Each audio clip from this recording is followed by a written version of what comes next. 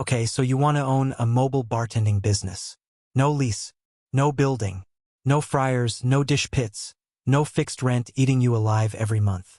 Just a beautiful cart, a few bottles, and a Saturday full of weddings paying you. Cash to stand there and look good while you pour drinks. That's the pitch. That's what the Instagram reels show you. A copper-topped bar cart under string lights, a bride laughing, a stack of $100 tips in a jar by closing time. Here's the problem. The version of this business that gets posted online is the 4 best hours of a business that runs 365 days a year, most of which you never see.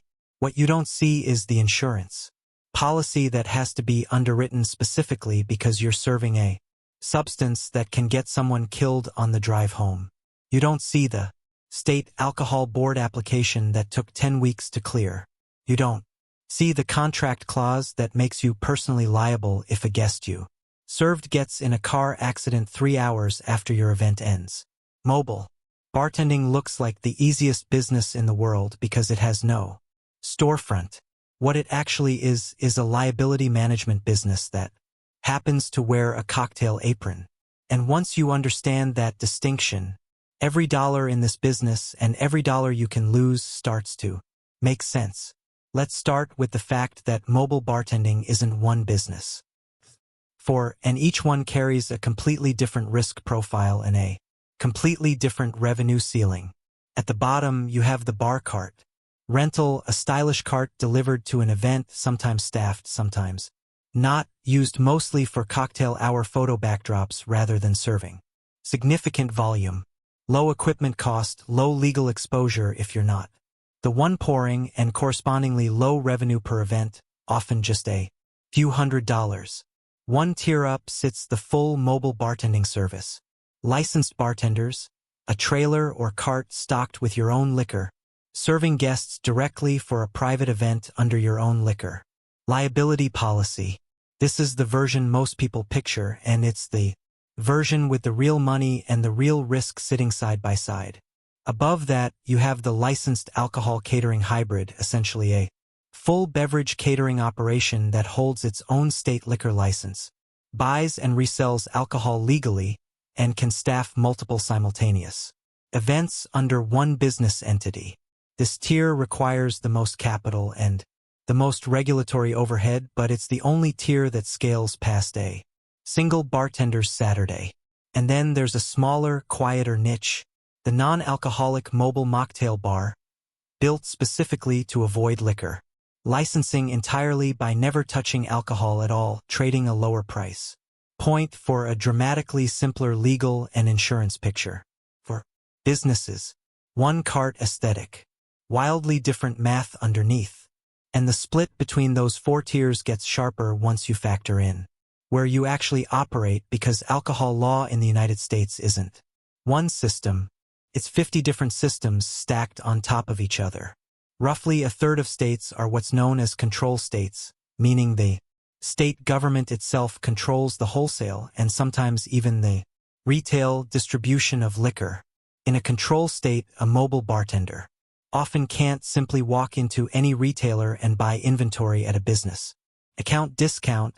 Purchasing has to route through state-run distribution channels, and special event permitting is filed through a state alcohol control board rather than a local municipality. In licensed states, the other 2/3 of the country, the state issues licenses to private wholesalers and retailers, which generally means faster inventory sourcing, and, in many cases, a more straightforward special event permit process, handled at the county or city level. Neither system is objectively worse, but they change the operating math significantly. An operator in a control state may face longer lead times to secure event permits, sometimes 4 to 6 weeks compared to 2 weeks in a licensed state, and that lead time has to be built into every single booking calendar because a client who books 8 weeks out in a control state with strict permitting can still get denied if the paperwork isn't filed early enough. This is the kind of detail that never shows up in a bar cart photo but determines whether an operator can even legally show up on the day they promised. Now let's talk about what it actually costs to get in the door, because the sticker price on this business is deceptively small until you hit the line item nobody budgets for. A quality mobile bar cart or trailer, the kind that photographs well and holds up to weekly transport, runs somewhere between $3,000 and $15,000 depending on whether you're buying a simple cart or a custom-built trailer with plumbing and refrigeration, bar equipment, shakers, jiggers, speed pourers, ice wells, portable refrigeration, glassware or rental glassware accounts, adds another $2,000 to $6,000. A reliable tow vehicle or cargo van, if you don't already own one suited to the job, can run anywhere from $10,000 to $40,000 depending on new or used.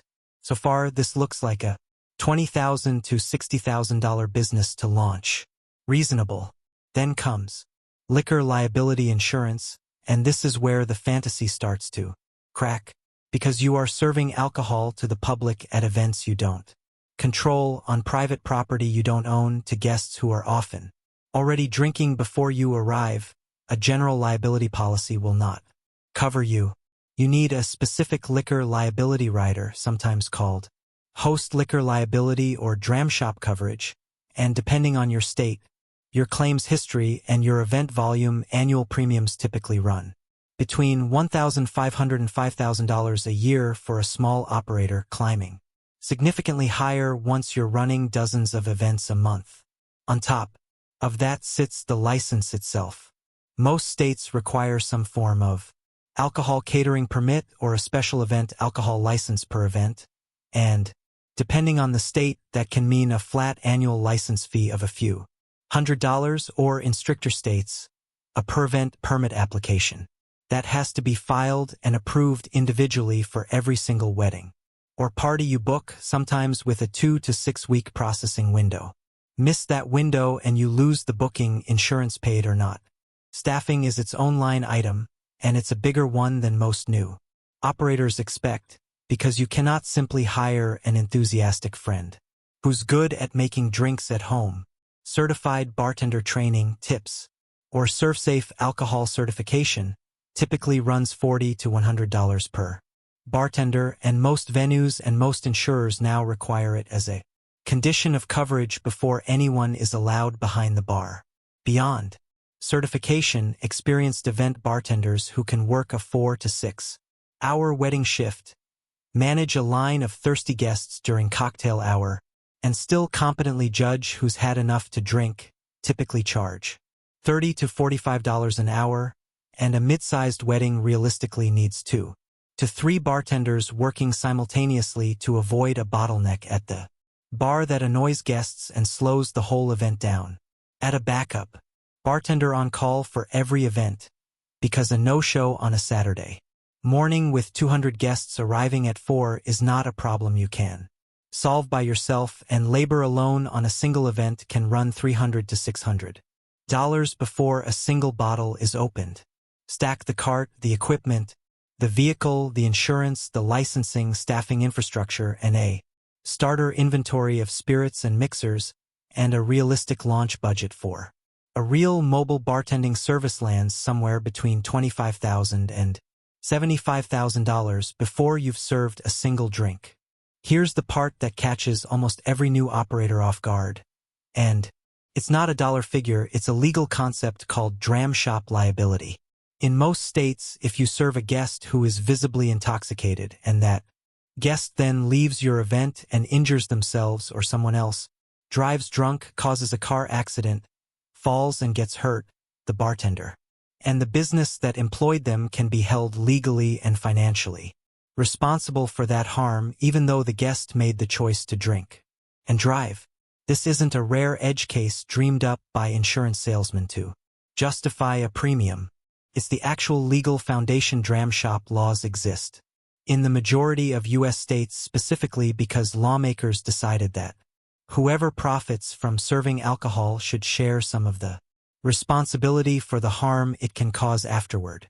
For a mobile bartender, this means every single pour is a small legal exposure. Cut someone off too late and you're liable. Serve someone who lied about their age and you're liable. Let a groomsman's friend keep drinking after. He's clearly had enough because the bride's mother is standing right there, telling you it's fine, and you're liable regardless of what she said. This is why every serious operator trains bartenders not just to make a good cocktail but to actually watch guests count drinks, recognize intoxication cues, and be willing to cut someone off at a wedding in front of 200 people who are all having the best night of their lives. That's a genuinely uncomfortable skill to hire for, and it's the single biggest hidden cost in this business, not because it shows up on an invoice, but because it shows up as a lawsuit if you get it wrong. There's a real-world version of exactly this scenario that plays out across the events industry with enough regularity that insurers price it into every premium. A mobile bar or event catering operator serves a wedding. A guest who's clearly overserved leaves the property and causes a crash on the drive home, and the injured party's attorney doesn't just pursue the driver, they pursue the host, the venue, and the company that poured the drinks, because all three carry insurance and all three profited from the event where the overserving happened.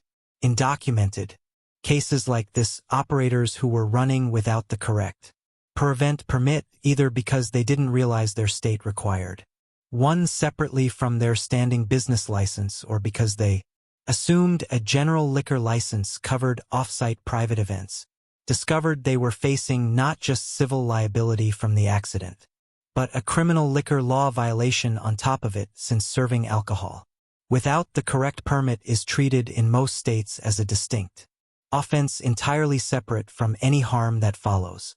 A single incident like this, if it exceeds the operator's policy limits, has been enough to close small mobile bar businesses permanently, not because the business model failed, but because one under-monitored pour at one event outran every dollar of insurance the operator carried.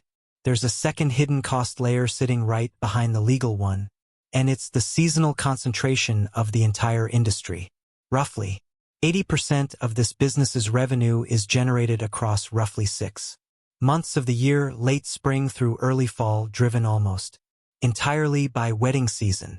Outside that window, corporate holiday parties in December offer a smaller secondary bump, but January through April is close to dead.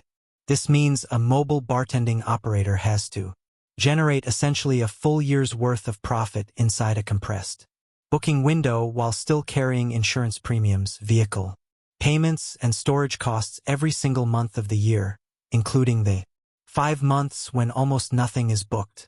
Add event cancellation risk on top of that. Weddings get postponed.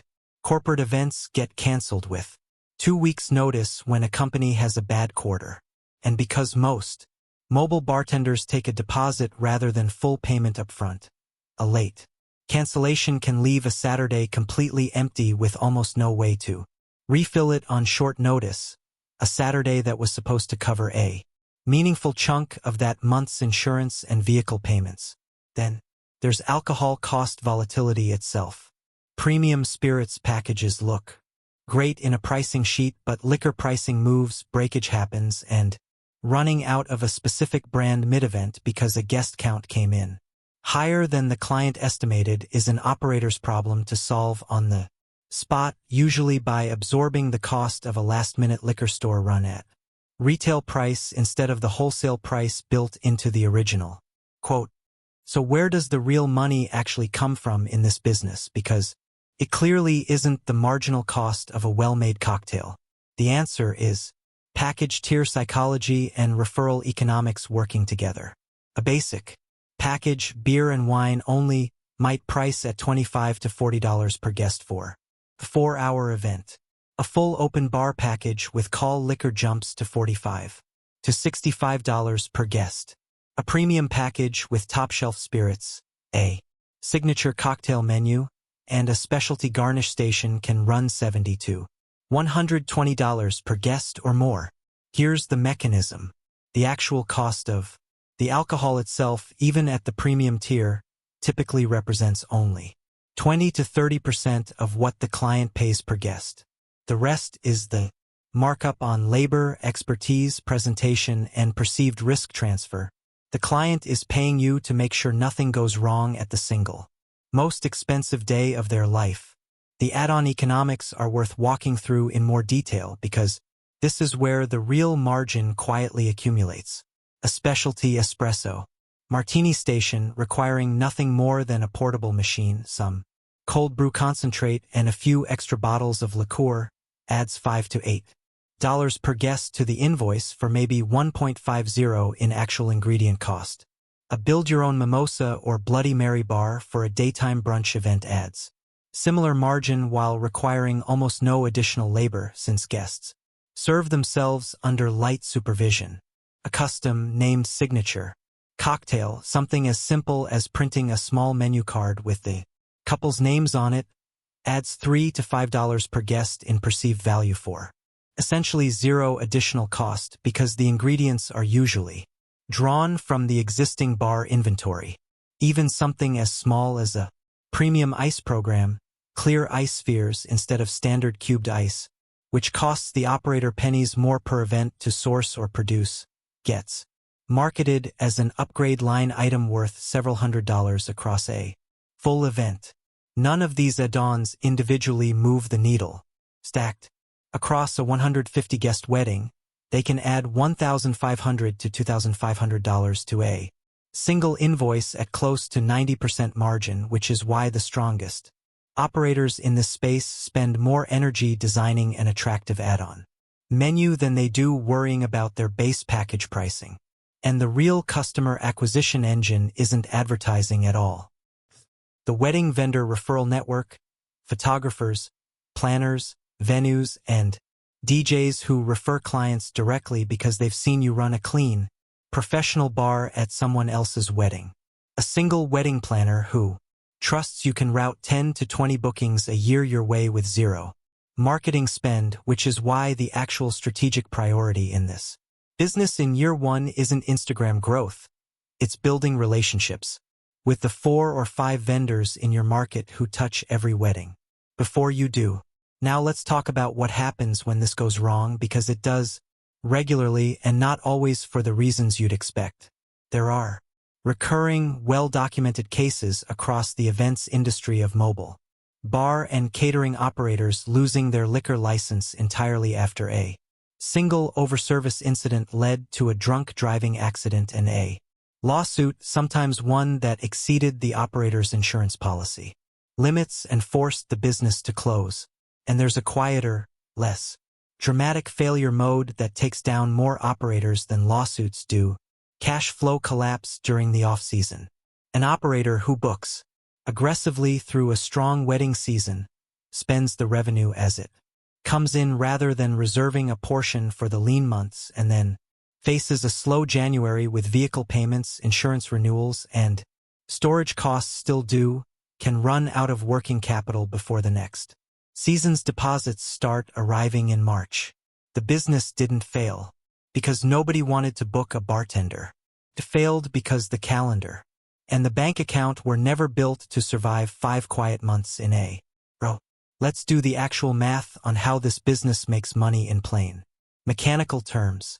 Say you're running a solo to small team mobile bartending operation. Fixed monthly costs, insurance, vehicle payment, storage, licensing amortized across the year, software for bookings, run around $1,800 a month, so roughly $21,600 a year before a single event is booked. A typical wedding event, 4 hours, 120 guests, mid-tier open bar package at $50 per guest, generates $6,000 in gross event revenue. Liquor and mixer cost at roughly 25% of that runs $1,500. Bartender labor for 2 staff at $35 an hour for a 6-hour shift including setup and breakdown runs, around $420. Ice, garnish, and disposable supplies run another $150. That leaves a gross profit per event of roughly $3,930, a margin north of 65% on the event itself. To clear your $21,600 in annual fixed costs, you need roughly 6 events just to break even for the year.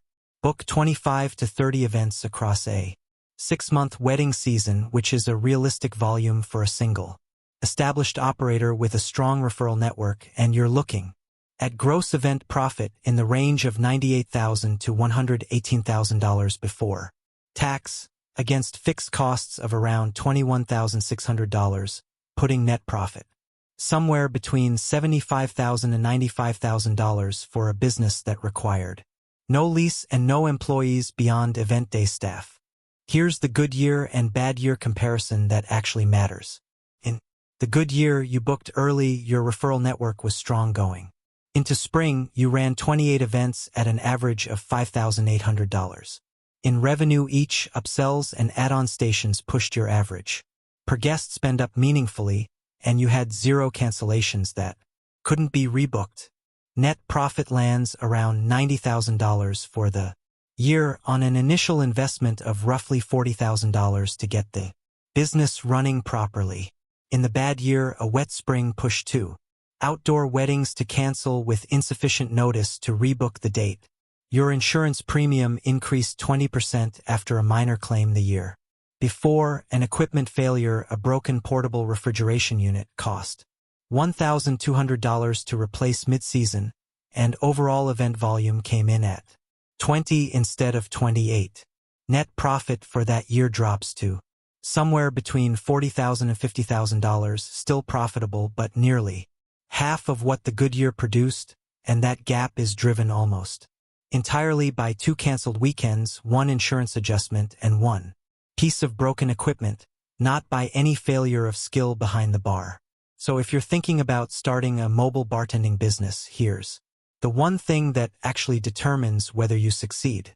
It was never really about how good your cocktails are or how nice your cart looks in photos. It's about how well you manage the 1 hour after your last pour, the hour you don't control when a guest you served gets behind the wheel of a car. The bar cart is the part everyone sees.